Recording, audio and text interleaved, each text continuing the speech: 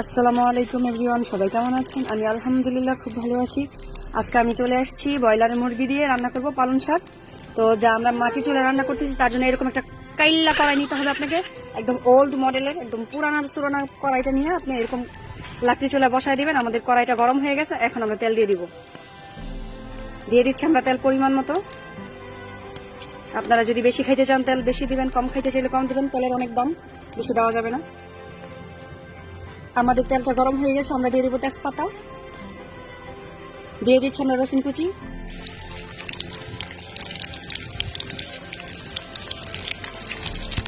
দিয়ে দিব আমরা পেঁয়াজ কুচি দিয়ে দিলাম, দিয়ে দিয়েছি আমরা একটু ফালি করে রাখা ওই যে কাঁচামরিচ।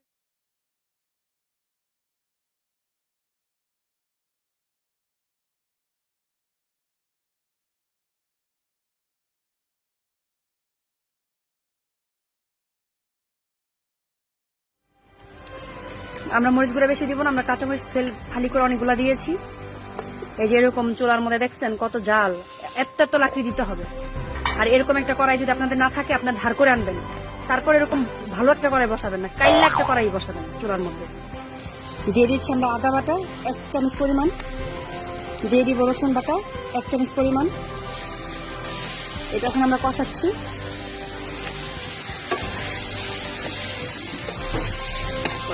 একটু পানি দিয়ে দিচ্ছি আমরা, জিরা বাটা 1 চামচ পরিমাণ, আর সামান্য দিল। এটাকে সবগুলো মশলা অ্যাড করার পর এটাকে ভালো করে এভাবে লাগতে হবে, কষাইতে হবে। এখানে অনেক আগুন, যার জন্য আমি এত কাছে যাইতে পারতেছি না।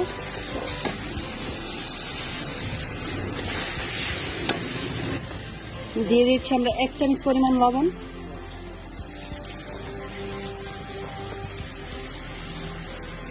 এখন আমরা দিয়ে দিব মুরগির মাংস, ধুয়ে রাখা, ভালো করে ধুয়ে ওয়াশ করে রাখছি আমরা। এটাকে এখন একে দিয়ে দিব। আমাদের মাংস দেওয়া হয়ে গেছে, এখন এটাকে আমরা ভালো করে কষাবো। আমাদের এটা কষানো হইলে তারপর আমরা এটার মধ্যে অ্যাড করবো পালং শাক। আমরা এটাকে ভালো করে কষাচ্ছি, আমরা পানি দিই নাই, যেহেতু ব্রয়লারের মুরগি এমনি পানি বের হয়ে গেছে। এটাকে ভালো করে কষাইতে হবে। এই যে আমাদের পালং শাক কেটে নিয়েছি, একদম ভালো করে ধুয়ে নিয়েছি। এর সাথে আমরা আলু দিয়েছি, এই যে আলুগুলা দিয়েছি, ছোট করে আলু দিয়েছি।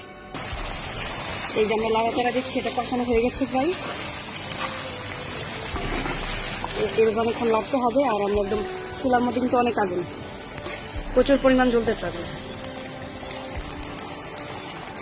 দিয়ে দিচ্ছি আমরা পালং শাক পাতা, যেটা এই পাতাটা দিয়ে দিলাম।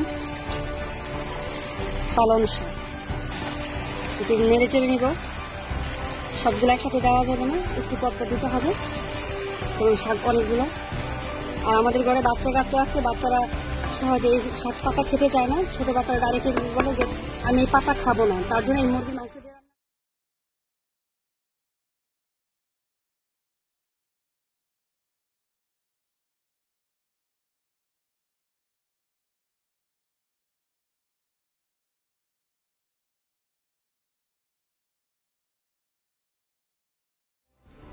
এখন এটাকে আমরা একটু নেড়ে চেড়ে দিব।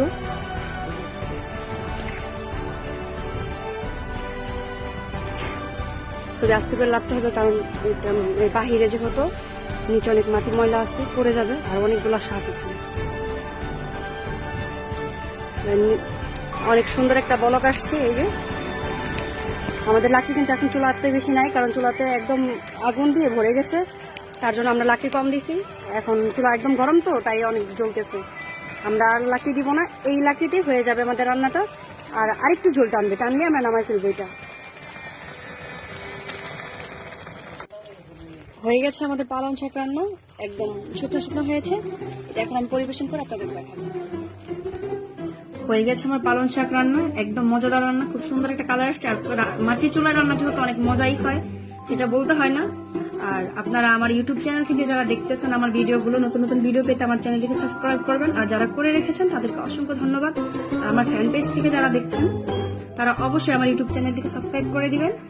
আর লাইক কমেন্ট শেয়ার করতে ভুলবেন না। আপুরা এবং ভাইয়ারা সবাই ভালো থাকবেন। আল্লাহ হাফেজ।